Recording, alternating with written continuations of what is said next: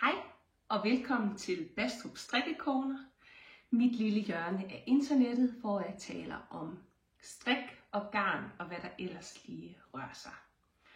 Det er nu snart en måned siden, vi så sidst vi sås, det var til strikkepodcastens 5-års fødselsdag,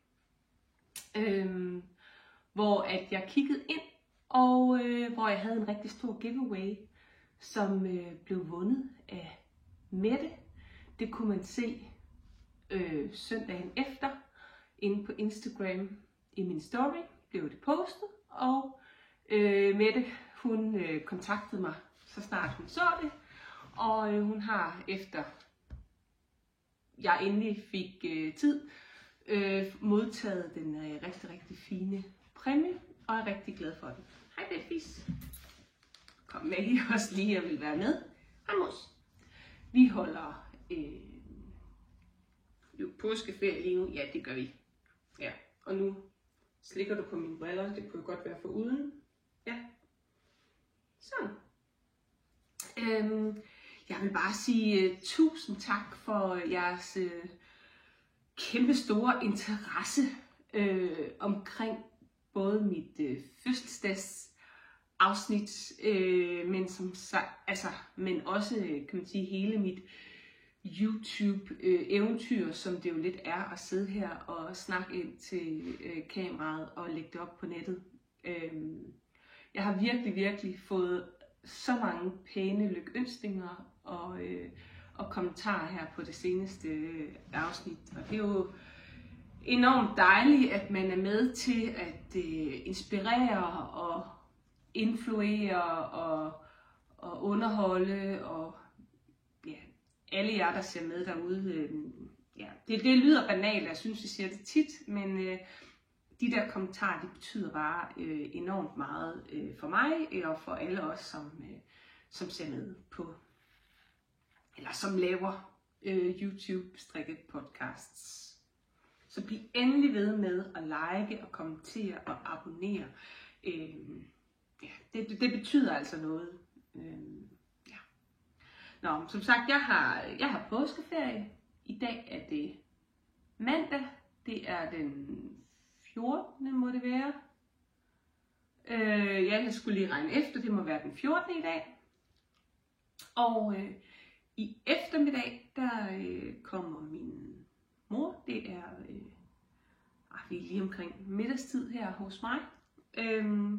I eftermiddag kommer min mor, og i morgen skal vi i operaen og se Den Glade Enke, tror jeg den hedder.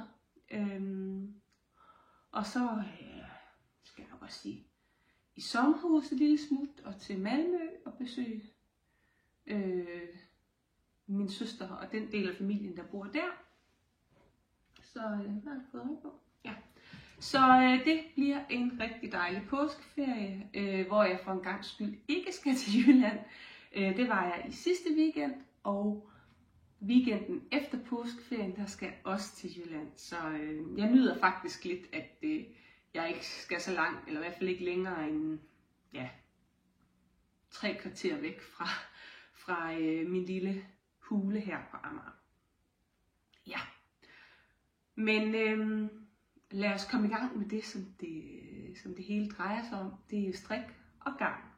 Og jeg kan jo starte med, hvad jeg har på. Den opmærksomme seer vil jo vide, at det her, det har jo ikke været et evighedsstrik, men det har i hvert fald voldt nogle tanker.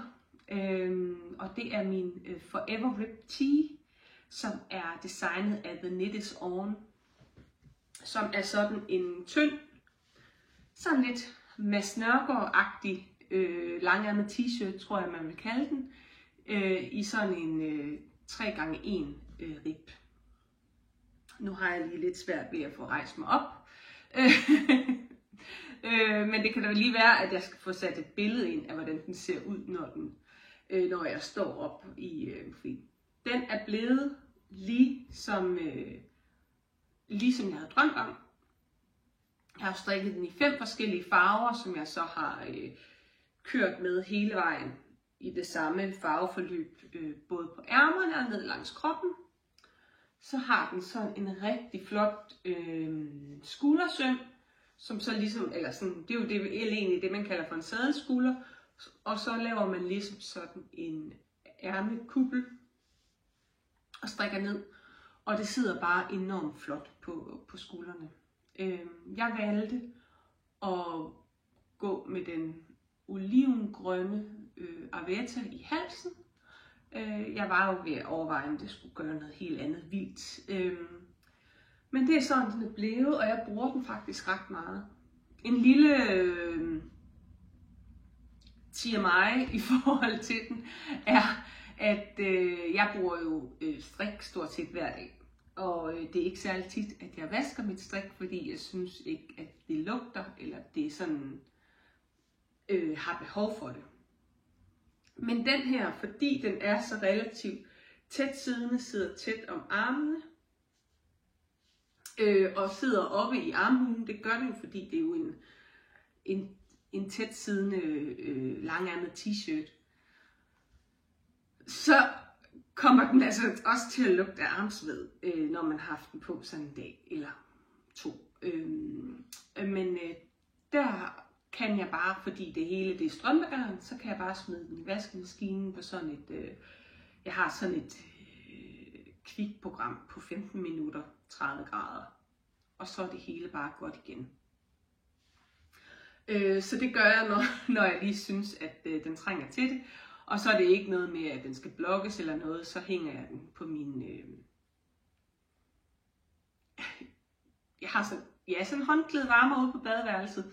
Og det er ikke fordi den er tændt, men så hænger jeg den bare der, fordi så kan den lige tørre der. Og der er gulvvarme, som gør, at det tørrer lidt hurtigere derude. Så den er egentlig ret nem at have med at gøre. Havde det nu været en 100% uld, så ville jeg jo nok ikke smide den ind i et almindeligt sådan, nu kan man sige kvikprogram. Det er jo også begrænset for, hvor mange skader det kan gøre, men så jeg kan i hvert fald smide den i vaskemaskinen på et almindeligt program, uden at jeg er mega bekymret. Ja. Men det er som sagt min Forever Rib Tee af designeren The Knit Is On. Jeg har opskriften fra Yarnbook, som er sådan en side, hvor der ligger alle mulige opskrifter frit tilgængeligt, når man er medlem. Det fungerer sådan lidt ligesom en streaming-side, hvor tjeneste, når du er medlem, så kan du se alt, hvad der er inde på den streaming-tjeneste. Men det bliver jo ikke hentet ned på din personlige device. Ja, godt. Yes. Nå, men hvad er jeg så blevet færdig med? Og det er faktisk ikke, altså når man tænker på det en måned siden, jeg synes ikke, jeg har strikket så meget. Men det er nok også fordi, jeg har strikket mest små ting, og jeg også lidt har undvidet nogle ting og sådan noget. Men det første, jeg er blevet færdig med, det er det her par strømper med flæser. Er det spændende, Musen? Ja. Et par strømper med flæser, det er sådan set bare et helt almindeligt par glatstrikkede strømper, og så lavede jeg lige en retpind her. Og der har jeg så samlet masker op, og de masker har jeg så fordoblet, og så har jeg strikket, jeg tror jeg har en 6-7 omgange, før jeg lukkede af, så der lige er sådan en lille flæse, fordi det tænkte jeg, det var sjovt at lave, og den har en marker her. Det har jeg strikket i det garn, der hedder Nordic Sky, som er købt ved sådan et lagersalg ved Rito. Jeg ved ikke, hvad farven hedder, fordi jeg har vundet garnet op i en bold, og så har jeg altid banderolen inde i midten. Men det ligner et håndfarvet garn med brune og blå farveklatter, og så er der sådan en enkelt sorte og et par enkelte meget lysebrune klatter. Men de er blevet rigtig fine, synes jeg. Og der har jeg lavet en Eye of Partridge hæl. Ja. Men dem jeg er blevet færdig med, de er ikke kommet i brug, og det kan være, at de ender med at blive en gave. Det ved jeg ikke helt endnu.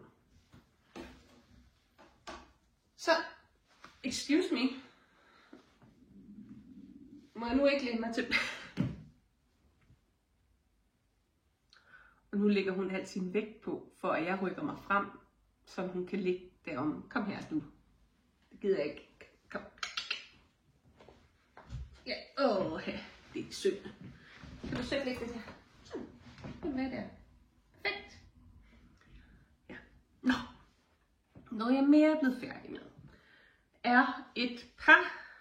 Altså den her er jeg jo selvfølgelig også blevet færdig med. Strømper i noget garn fra Viking Garn, og det hedder Nordlys. Og der er simpelthen startet heroppe. Jeg har lagt en tråd Aveta, en grå Aveta sammen med, så det er sådan nogle tykke sokker. Så har jeg startet heroppe, og så jeg har lavet en kilehæl, og så har den endt med at være lilla. Og så strikker jeg den næste, hvor der så kom det lilla pink og det brune, og så endte den så herude i det blågrønne, som er her. Så ja, så farveforløbet forløber cirka sådan her. Dybt.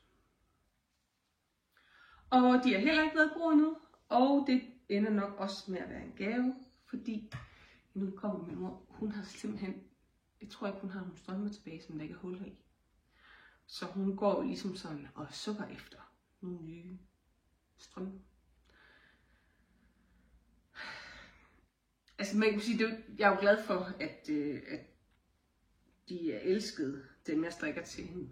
Hun har taget dem med, jeg tror hun har taget næsten alle sine strømper med i kufferten, i håb om, at jeg gider stoppe dem. Og lappe alle hullerne. Det gider jeg simpelthen ikke. Men det kan jo være, at jeg bliver nødt til at gøre det. Ja. Men det var også bare et par almindelige sokker, det her. Et tykke sokker. Yes. Hvad var jeg så mere blevet færdig med? Jo. Så har jeg min farmors pose her. Nu skal jeg lige gå nederst i posen, så jeg ikke afslører for meget her. Jeg er blevet færdig med et par Olives gamasher, designet af Knitting for Olive, og farven hedder Støvet Honning. Det er farve 97-993, og det er 100% extra fine merino. Men det er bare sådan en lille boks med nogle vendepinde bagpå, så der lige er plads til den lille blebuks, og så er der sådan en ombukket kant, hvor man så skal strikke en I-cord og føre den ind igennem, sådan at man kan binde bukserne, så de sidder ordentligt på. Og jeg har brugt 50 gram helt præcis. I-corden blev måske ikke helt så lang, som den skal ifølge opskriften, men jeg stoppede, da jeg havde så meget garn tilbage. Så 50 gram til sådan en buks, og det er størrelse 3 måneder, tror jeg. Det er jo til min veninde, som venter en pige til august, så jeg tror, det kommer til at passe meget godt. Og min veninde, hun er enormt nysgerrig, så da jeg blev færdig her den anden dag, så skriver jeg til hende, nu er jeg blevet færdig med det det var i går, jeg blev færdig. Nu er jeg blevet færdig med det allerførste stykke strik til babypigen. Vil du se det, eller skal det være en overraskelse? Og hun er jo mega nysgerrig, så hun får ikke, jeg har besluttet mig for, at hun må godt se det, når det er færdigt, men hun får ikke lov til at, ligesom at bestemme undervejs, eller sådan. Så hun blev mega glad. Jeg sendte et billede, fordi hun er mega nysgerrig, og hun så det, og synes de var mega fine, og blev mega glad, og var enormt glad for farven. Så det er jo dejligt. Og de er ikke blevet skyllet eller noget nu. De blev færdige i går. Og så havde jeg jo, fordi jeg havde købt 2 nøgler af den her, så havde jeg noget tilbage. Og det var jo så ikke lige helt nok til en Angers i samme størrelse, for der stod der 100 gram. Så tænkte jeg, hvad nu hvis at ribsegmenterne i Angers blev støvet honning, og kroppen blev noget andet. Og måske også for mig en lidt sjovere farve, fordi jeg er jo rimelig træt af den der støvede honning til sidst, hvis jeg skal være helt ærlig. Så jeg gik ind i garnskabet, og igen at holde her hemmeligt. Det var den støvede honning, og den her, det er en gammel Birker Berg, den hedder Skylar Sisters, som er fra en Garn Pop Club, hvor at Nina Berg, hun har farvet efter Hamilton musicalen The Skylar Sisters. Og den er jo fuldstændig samme farve som deres kjoler i musicalen. Men det her, det synes jeg, at det kunne se lidt sødt ud. Igen, det er jo en pige. Og så slog jeg op i går, og det går da rimelig godt. Så I kan se ribsegmenterne i Ankers bluse. Det er jo en petit knit model, som jo også er blevet strikket til både babyer, børn og voksne i umindelige tider. Men det er jo en af de babymodeller, som jeg tror, det var den første babyopskrift, jeg købte, og den har jeg strikket mange af, og jeg synes, den holder. Det er første gang, jeg strikker den ikke ensfarvet. Men noget af det, jeg synes, nu kan I se, nu har jeg så nogle ekstra ender heromme, fordi at jeg har stribet det. Men noget af det, jeg synes, der fungerer, det er, at der er et hul i nakken, hvor man lige skal sætte en knap i, og så lige lave en lille rem, så man kan knappe, sådan at det er nemt at få over hovedet. Men jeg har altså, som I kan se, rib, det er den støvede honning, og så kommer Skylar Sisters ind imellem, og nu er jeg så skidt fra til ærmer og strikket her på kroppen. Og jeg synes, det bliver vældig sødt. Det er jo ikke sådan pide, men min veninde, hun er heller ikke en lyserød pige. Så.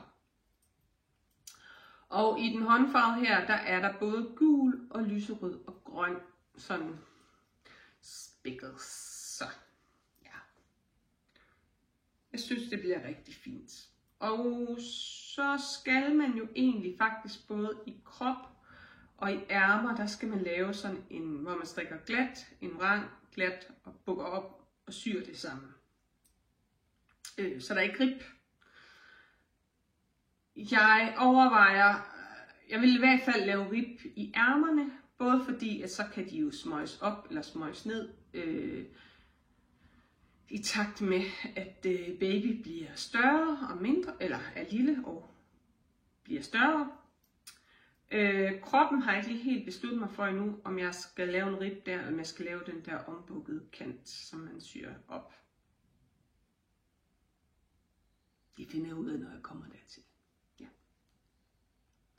Men det er i hvert fald en Ankers bluse, opskrift fra Petit Knit, som jeg er i gang med, og sikkert også bliver færdig med. Ret hurtigt, fordi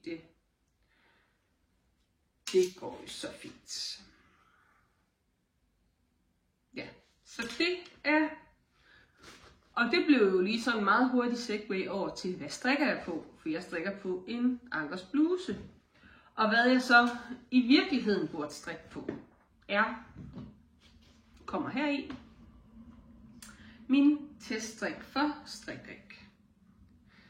Jeg har lavet et rygstykke, det tror jeg har vist før. Det er en sommertop med noget intarsia, som bliver strikket i Onion Fino, som er organic cotton og merino uld. Og jeg strikker den i en marineblå og en hvid sammen. Og der kan man i hvert fald sige, at jeg er blevet testet på mine strikkefærdigheder, fordi man skal slå op med italiensk opslagning på den nye måde, som jeg måske har fortalt om sidste gang eller forrige gang. Det er ikke en ny måde, men for mig er det en ny måde. Hvor man slår halvdelen af maskerne op i en kontrastfarve, strikker nogle pinde, så strikker man nogle pinde med den farve, man skal bruge, og så laver man ligesom sådan nogle og lige før man ved af det, så har man en italiensk avlet. Ikke avlet, opslag. Og det gik jo rigtig fint på bagstykket, som bare var helt marineblåt. Så skulle jeg så gøre det på forstykket. Og så laver Rikke lige sådan en note. Ja, husk, du skal gøre det i begge farver. Så der må man sige, der havde jeg altså... Der havde jeg tungen i munden, men jeg synes, det er blevet mega flot. Og så strikker jeg frem og tilbage. Så fandt jeg jo også ud af, at fordi jeg havde strikket rygstykket 10 pinde længere, end der står i opskriften, det står man godt kan, så skulle jeg også finde ud af, hvor jeg så lagde 10 pinde ind her. Og dem har jeg så allerede lagt ind, sådan at de sidste pinde, det er sådan med, hvor den ligesom sådan, det hvide, det ligesom går lidt ind, og så ligesom ender med at dreje sig, tror jeg, op af sådan at det, altså sådan det her bryst bliver hvid, og det her det bliver mørkeblåt. Sådan jeg ikke skulle tænke over det der. Så de er ligesom lagt, dem har jeg lagt ind her for neden, sådan lidt jævnt fordelt på det jeg allerede har strikket. Men det vil så sige, at jeg er på pind 32. Jeg har strikket 42 pinde af det her nu.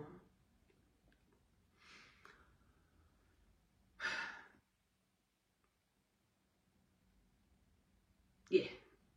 Hvad kan jeg sige?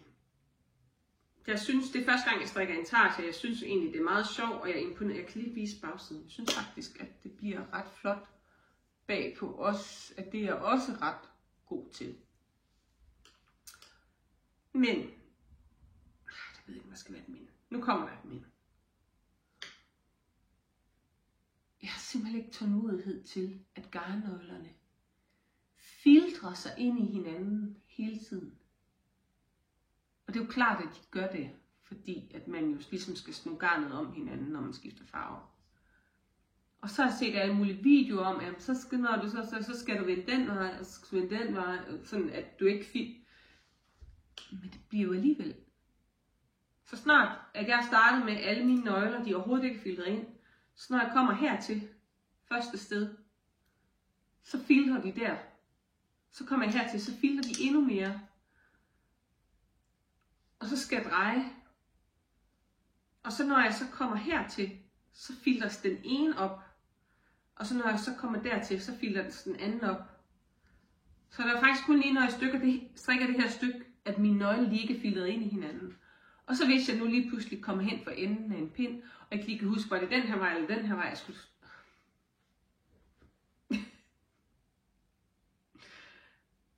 Ja. Den bliver mega flot, den her sommertop, og jeg bliver glad for at have den. Har jeg mega meget lyst til at strikke mere intarsia sådan lige i nærmeste fremtid? Nej, det har jeg nok ikke. Også selvom at jeg har en Laura Dalgaard, den der med værmuten, som jeg er syg af at strikke. Men jeg vil sige, at jeg er lige blevet fornøjet nu, eller sådan, ja. Og det er ikke noget med, det passer mig fint at strikke mange pinde, det er ikke det. En anden ting, jeg døjer lidt med, jeg ved sgu ikke helt hvad det, fordi det synes jeg normalt ikke, at jeg plejer at døje med, men jeg får lidt ondt i hænderne. Og jeg tror, det er det der bomuld. Jeg tror simpelthen, jeg er blevet for forkælet, eller sådan for glad for almindelig uld. Så ja. Men det er i hvert fald status på den. Jeg har lovet mig selv hele at sige, at det er bare den, der får energi her i påskeferien. Men lige nu kan jeg bare mærke, at det her det er en lille smule sjovere. Ikke? Så det skal jeg lige have. Det skal jeg lige have ordnet. I ved. Ja. Det var en teststrik. Og så kan jeg jo også lige vise status på min Inge-sweater, fordi den har jeg jo så faktisk også lige givet lidt opmærksomhed. Jeg har i hvert fald nået en mønsterrapport siden sidst. Nu skal jeg lige vende den rigtigt, tror jeg. Og den bliver altså bare skidegod, når den er færdig. Den har jeg også lyst til at bare give fuld smadret på, så den kan blive færdig. Jeg vil i hvert fald hellere have den færdig her. Prøv lige at forestille jer et par cowboy shorts. Par lys cowboy shorts. Og så den her. Og så sådan, du ved, sådan lidt klitterne ved Vesterhavet. Det kunne jeg godt lige se mig selv. Ja. Men det er Inge Sweater af Lene Holme Samsø. Yes. Den har fået lidt kærlighed siden sidst. Og så, det her havde jeg egentlig ikke skrevet på min dosmerseddel, men da jeg skulle finde de andre ting frem, så lå den der lige pludselig. Gud ja, den er jo også i gang med. Nå, nu bliver jeg altså for alvor skubbet af hunden. Mix. Baby. Da jeg blev færdig med den her trøje, så havde jeg noget gang i overskud. Og Joy, som har Strik og Snak, hedder hun bare det? Strik og Snak. Det kan godt være, hun bare hedder det. Nå, hun siger, så kunne jeg da lige med resterne strikke et par Color Palette socks. Det kunne jeg jo. Malene The Playful Knitter, hun har en sammenstrik sammen med, jeg ved ikke om det er sammen med, det har jeg ikke lige helt fundet ud af. Signe Strik, tror jeg, hvor de også strikker det. Og eller sådan noget spring, så kan noget forårs. Og jeg har fundet lidt flere farver, som jeg synes, der kunne være interessant at få med. Jeg har fundet den her, som er endnu en dino-farve. Den er lige lidt lysere end den oliven, så det vil sige, det er sådan lidt mere en lys oliven. Og så har jeg fundet sådan en påskegul, som jeg faktisk engang har strikket en ankersbluse, babybluse i, tror jeg. Og ellers så er det jo farverne, som I kender herfra. Og jeg er kommet så langt. Jeg har fået strikket skaftet, så har jeg fået lavet en hæl, og så er jeg færdig med kilen, og nu skal der sådan set bare strikkes rundt på foden.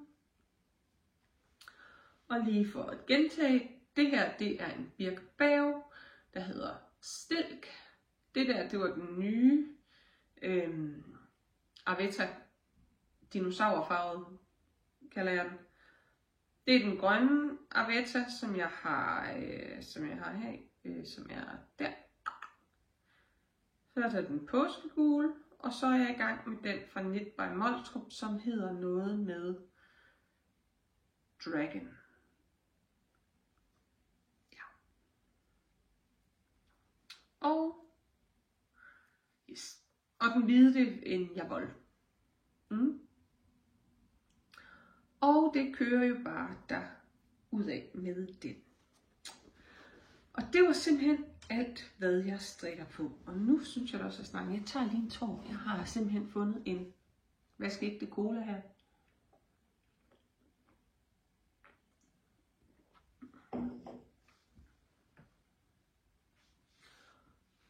Nå. Så. Mere babystrik. Jeg har besluttet mig for, og det er totalt en hemmelighed, og jeg kan godt sige det, fordi at Dorte, hun ikke ser med her. Jeg havde også 2 nøgler af den her Knitting for Olive støvede Artiskok hedder farven. Og jeg har simpelthen besluttet mig for at strikke det her Ellens lejesæt. Jeg kalder det for et hintesæt. I den, der hedder 0-2 måneder. Og det er sådan med min veninde, hendes kæreste. Han har børn fra tidligere forhold. Og deri er der en pige på 17, som er totalt spændt. Altså hun er totalt babyskro, det har hun altid været. Og hun strikker også. Jeg har også været lidt strikkehjælp for hende en gang. Men hun er allerede, og hun har strikket, tror jeg allerede, hun har strikket 3 eller 4 bluser til baby eller ting. Og jeg synes jo selvfølgelig, min mor snakkede om, jamen, hvad nu hvis at Freja, hun strikker sådan et hentesæt, så siger jeg, så er det selvfølgelig hende, der har første prioritet. Men jeg synes altså, det kunne være meget sødt med sådan et lille sæt her til et hentesæt-agtigt i den her støvede artiskok. Så det har jeg besluttet mig for, at jeg vil strikke. Og hvis at Freja også strikker noget lignende, så kan, altså prøv at den hedder 0 til 2 måneder. Baby skal nok få det på. Fordi det er i august, der er sgu altid så varmt i august-september. Ja. Og så til Amanda. Har jeg bare snakket mega hurtigt i dag, eller er det bare fordi, jeg synes, jeg har masser? Og til allersidst, så har jeg nævnt, at jeg jo gerne vil strikke sådan en her til på et tidspunkt. Og det vil jeg rigtig gerne som en julekalender. Det var egentlig Anja Prime Knitter, som lavede som sådan en adventscarol, at man skulle strikke den her, og så kunne man strikke en stribe om dagen i december, dem der havde fået en garn julekalender. Det havde jeg ikke, så derfor så fandt jeg mine egne farver og strikkede den alligevel sådan lidt med. Jeg tror, jeg var lidt late to the game. Jeg startede ikke helt, som jeg skulle. Eller hvordan? Nej, jeg tror faktisk måske, at jeg 20 startede lidt, hvis jeg skal være helt ærlig. Men jeg blev i hvert fald ikke færdig med den. Nå. Problemet er, at jeg skal simpelthen have nedbragt min garnsamling. Lad os kalde det en garnsamling, så lyder det ikke så negativt. Jeg synes ikke, at jeg kan argumentere for at gå ud og købe en garnkalender, når jeg har så meget i forvejen, som jeg nok i virkeligheden ikke rigtig får brugt. Så jeg var inde og se, hvad jeg havde, og nu har jeg faktisk jeg har sorteret fra også, men jeg tog alle de minier, jeg havde, og så lagde jeg den lidt op sådan lidt i farveorden, og så lidt her nogle lyse og nogle mørke, fordi det jeg synes, det er, at der skal være en vis kontrast mellem farverne, før man kan se striberne. Det skal ikke være for tone i tone, så synes jeg, den mister lidt af det, den kan. Så jeg har siddet og prøvet at... Hey Maggie, jeg kan se, at du også har været i den her. Der er i hvert fald masser af Maggie hår. Jeg har siddet og prøvet at lave noget, der kunne ligne en adventskalender til mig selv. Jeg har sådan nogle poser, dem har jeg ikke taget med ind. Det er sådan nogle... Det er lavet sådan noget silkestof. Så jeg er bange for, om de lugter lidt. Jeg skal måske pakke dem ud, før jeg putter tingene i. Men planen er i hvert fald, at så vil jeg her inden for nærmeste fremtid have vundet dem alle sammen op og puttet i den pose, hvor de hører til, og gemme dem væk. For når jeg så sidder i december og åbner dem, så er det hele jo nyt for mig. Og jeg tror, den her, det er fordi, den havde jeg egentlig sorteret fra, og så fortrød jeg lidt. Jeg har næsten... Ej, jeg har ikke. Jeg har 2, og jeg tror, det er... Altså, det er Alone Sock Lady, men jeg tror faktisk, det er nogen, jeg har fået fra Maja Breum. 2 grønne, og... Altså, de er ikke helt samme farve. Men jeg tænkte, at de skulle være i den samme pose. Og op i starten, hvor man ikke bruger så meget garn. Ja, nå. Så derfor, det her det er sådan 25 år, eller jeg skal lige finde ud af, om jeg skal bytte en ud, eller hvad jeg skal med. Nå. Det vil komme til at se sådan her ud. Nu vender her. 1, 2, 3, det var der, hvor der var 2, 4, 5, 6, 7, 8, 9, 10, 11, 12. 13, 14, 15, 16, 17, 18, 19, 20, 21, 22, 23, 24. Og på den måde, så synes jeg, at jeg har nogle farver, jeg godt kan lide. Der er tilpas kontrast mellem de forskellige striber, det ved jeg ikke, om I kan se. Ja. Overall, så synes jeg, det bliver rigtig godt. Men nu vil jeg gerne have den her med. Jeg kan simpelthen ikke finde ud af, om jeg skal. Også fordi sådan en helt rød nærmest, det er måske heller ikke så meget mig, men så synes jeg, det bliver for fersk dernede. Og så, når man først er begyndt at flytte en, altså jeg siger jer, det har været et puslespil. Fordi når man først har flyttet en, så skal jeg til at flytte rundt på nogle andre. Og ja. Det kan også være, at jeg bare skal have en 25. stribe et sted. Ja. Også fordi jeg tænker, at nu ligger de som nummer 3, dem her. Men jeg tænker egentlig, at så vil jeg strikke 1, 2, og så vil jeg strikke den ene som 3'er, og så en 4, og så lige smide en mere ind. Som en 5'er-agtig. Altså heroppe, der bruger du jo nærmest ikke noget garn. Så det er derfor, jeg tænkte, at det kunne jeg godt gøre. Ja. Men det er i hvert fald planen. Det er jo bare pisseirriterende, når man så tænker, så kunne det måske være der, men så bliver det for meget tone i to. Altså, det er et kæmpe puslespil, kan jeg lige så godt sige. Fordi man har nogle idéer. Jeg prøvede også, i starten der prøvede jeg faktisk, om det skulle gå sådan lidt mere tone i tone, fade derudad, men der er alligevel nogen, hvor der er så stor kontrast, at så synes jeg, det mister lidt den der idé. Ja. Så. Men, så nu ligger den bare her. Det er minifede fra rester fra min Beverly Hills 90-210 kalender. Det er minifede fra By Kilerik. Det er minifede fra Ladybug. Det er minifede fra min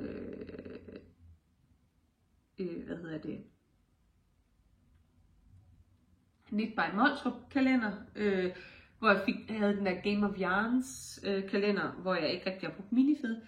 Og den her, hvis jeg ikke husker helt fejl, så var det den minifede, der hørte med til Skylar Sisters. Jeg tror, det var sådan her. Så det er alskens minifede, som man har. Der er sikkert også. Nej, det tror jeg faktisk ikke. Jeg tror, at de her 2 er de eneste af Lonely Sock Lady. Fordi de kommer jo lidt mere winded op sammen. Så jeg tog kun dem, der ligesom lå som minifede. Ja. Yes. Og så er der jo noget, der er high twist, og der er noget med glimmer i, og noget, der bare er almindelig strømpegarn, og ja, det tager jeg, som det kommer. Dem, der er high twist, det er en By Kilerik, sådan et påskeæg, eller sådan en påskekalender, man kunne købe. Nu skal jeg ikke lige rode for meget. Så, ja, det var ligesom sådan en påskebuket, man kunne købe. Og dem med glimmer i, det er nogen, jeg har fået af Ladybug Dory, som var sådan en jule, som jeg ikke har, det er dem jeg ikke har strikket af endnu. Nej, sådan her. Var det sådan her, de lå? Se det, man skal have lidt råd i det. Sådan her, tror jeg det var. Ja. Men de ligger sådan her, og jeg tænker, hvis jeg får dem pakket i poser, i hvert fald på den her side af sommerferien, så når vi kommer til december, så kan jeg ikke huske en dyt af, hvad der ligger der i. Og så er det jo en gave hver dag at åbne op. Og overraske sig og sige, nå, nej, i dag er den her farve. Ej, hvor ser det smart ud. Ja. Så. Det skal i hvert fald blive til endnu en Forever Rip Tee. Ja. Jamen ellers så tror jeg ikke, at der er så meget mere at berette fra mig. Jeg glæder mig bare over lige at have nogle fridage. Jeg synes det har været, jeg ved sgu ikke lige helt, jeg synes sgu der er travlt på skolen for tiden. Ikke børnene, de er søde, men alle mulige andre ting. Og alle mulige sådan noget strategiplaner for de næste 4 år og sådan noget, som jo normalt er noget, der hører til på ledelsesspor, men fordi at jeg også er matematikvejleder, så er det også noget, jeg ligesom skal ind over, og alt sådan noget, så skal jeg sætte i gang med, at efter sommerferien starter jeg sådan et, nu kalder vi det et talentforløb for nogle 8. klasser. Det er mere, du ved, nogle 8. klasser, som mangler udfordringer i matematik, hvor vi laver sådan noget særligt forløb med dem, af nogle 3x4 lektioner. Og ja, det har jeg så også ved at arrangere det, og så kunne både for det første have fat i alle deres lærere og planlægge undervisningen og sådan noget. Så det er jo sådan nogle ekstra ting, og så har vi alt muligt her. Vi skal være med til at arrangere noget skole-OL. Jeg har været på nogle ture på Garderhøjfortet, hvor der er sådan noget, hvor man bliver vist rundt på fortet, men også hvor der er sådan matematiske escape rooms med henblik på sådan noget 1. verdenskrig. Det var faktisk meget sjovt, meget spændende. Der har vi været før. Ja, der er bare generelt mange projekter, mange børn, der skal have testet. Praktikanter, som jeg skal tage mig af. Alle mulige ting. Så jeg synes, at jeg sidder i mange møder for tiden. Du ved sådan. Ja, det fylder lige lidt meget, synes jeg. Men det er jo sådan, det er. Ja. Og når det i virkeligheden er, det er bare, jeg gerne vil ud og undervise. I fredags, der skulle jeg ud og lave co-teaching med en kollega, som som det plejer at være rigtig, rigtig godt. Og så kommer ledelsen lige og siger, kan du lige komme til møde i stedet for omkring det ene eller andet. Så ja. Så sidder man til et møde, hvor man i stedet for kunne have lavet noget sjovt undersøgende matematik med nogle friske unge mennesker. Sådan er det. Det er også en del af jobbet. Yes. Men det tror jeg, det er det. Maggie og jeg, vi holder på at skal ferie. Vi skal snart ud og gå en tur, ikke? Ja. Du er i hvert fald god til at holde ferie, ikke, Maggie? Du er lige blevet 3. Havde du fødselsdag for en uge siden? Og fået mange pakker. Ja, hold fødselsdag for familien. Det kan vi jo godt sige, du gjorde. Men det var sådan set, fordi vi var alle sammen samlet hjemme med bedstemor. Hvor var vi hos bedstemor? Sammen med Molly. Ja. Og Molly, hun ødelagde dine gaver. Det er rigtigt, hun ødelagde dine bamser og din bold.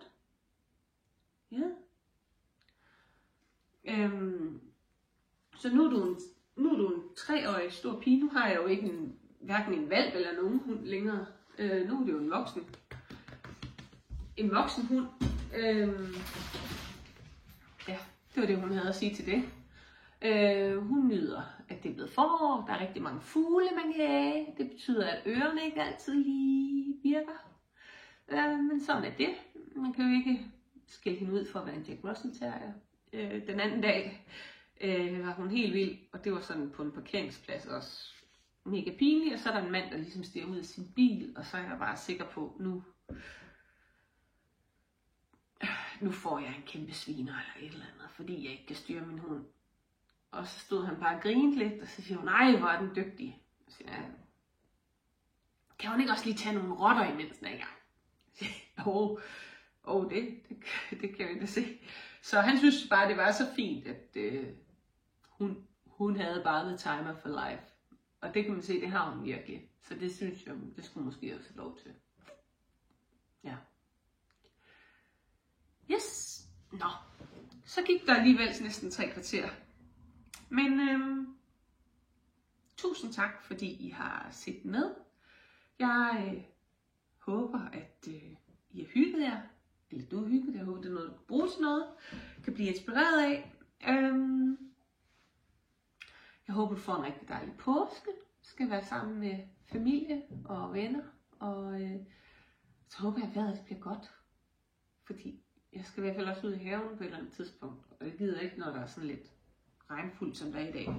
Yes. Nå. Ha' det rigtig dejligt, til vi ses igen. Hej hej!